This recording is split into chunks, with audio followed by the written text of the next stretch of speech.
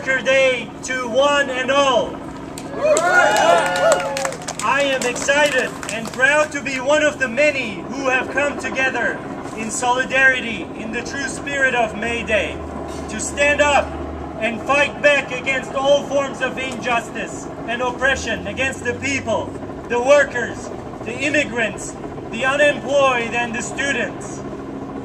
We live in a society where after every economic crisis, the rich get richer, while the workers, the students, and the poor plunge deeper and deeper into poverty.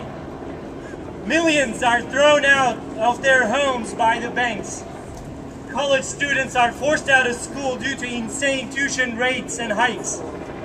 The ones who can manage to graduate had to face the grim reality of unemployment, while having to worry over a huge debt in loans that has surpassed $1 trillion overall.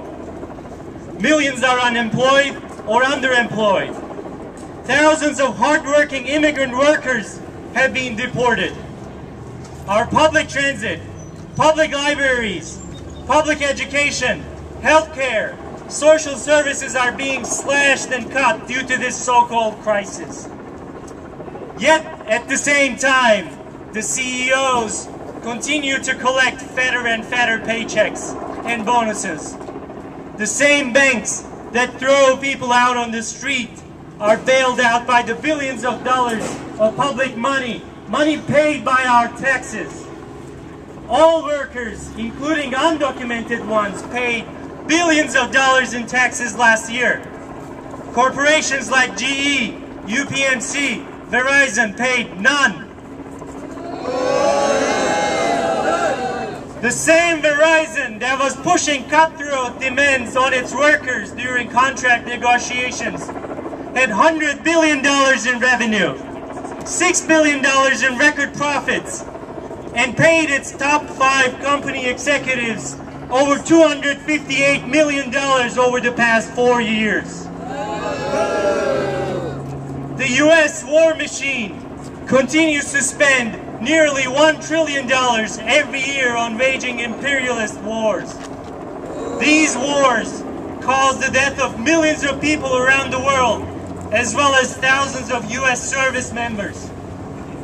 These wars are wars for the 1%, for their plunder of new sources, land, and oppression of other workers in the world, in their incessant drive for more profit and accumulation.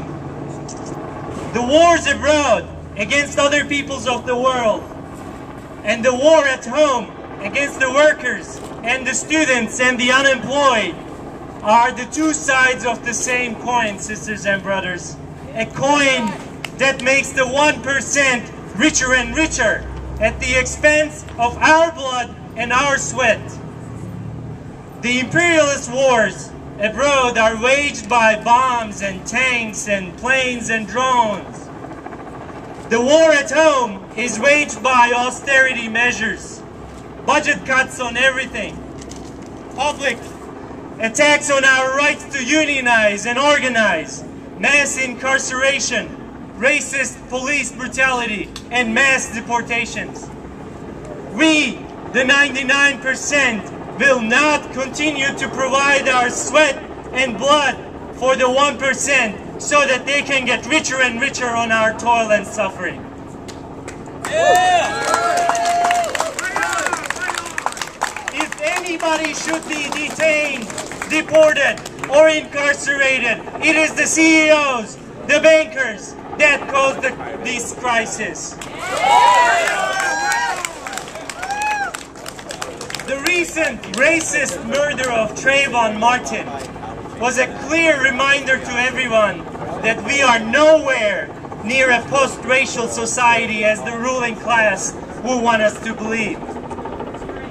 This May Day, as we struggle for immigrant rights and a militant and fighting labor movement, it is critical that we link arms with the anti-racist struggle. Let us remember the simple fact that U.S. capitalism was built on the super exploitation of enslaved black workers and the exploitation of all wage workers and the expropriation of native land, and the subjugation and colonization of the peoples of the Third World. For the 1%, racism has always been a great tool to justify the special forms of oppression, violence, and discrimination for Black, Latino, Asian, Arab, and Native communities. It also serves as the ideological justification for fascist anti-immigrant laws like in Arizona. It is used to justify the deportation of millions of immigrants and the militarization of the border. Racism is also the central point in the war propaganda before any new imperialist war for the rich is started. This is why the struggle against racism is fundamental to the struggle against the rule of the 1%. All anti-racist and working class forces have to unite into a movement to challenge this system as a whole. The current economic crisis has revealed the extent to which workers of all nationalities are being forced into a race to the bottom. But this social process also creates the basis for common struggle among the working class, which is truly multinational. On May Day, let us all reaffirm our commitment to build a true class-wide movement that struggles for workers' common interests and takes a militant stand against racism, anti-immigrant bigotry, mass deportation, and mass incarceration. Another world where people, not profits, are priority, where everyone has access to health care, education, housing, and a job, where everyone lives with dignity is possible. This world is not only possible, but it is an absolute necessity. On May Day, let the unemployed worker, the undocumented worker, the union member, the student, the homeless, the victim of racist police brutality stand together. On May Day, let the 1%, the Wall Street, the warmongers, the anti-immigrant, racist bigots tremble at our unity and solidarity. The mass movement springing from that unity and solidarity, galvanized in resistance and struggle, will ultimately abolish this corrupt and rotten social order in capitalism. Long live International Workers' Day! Long live all the workers! Long live all the occupiers!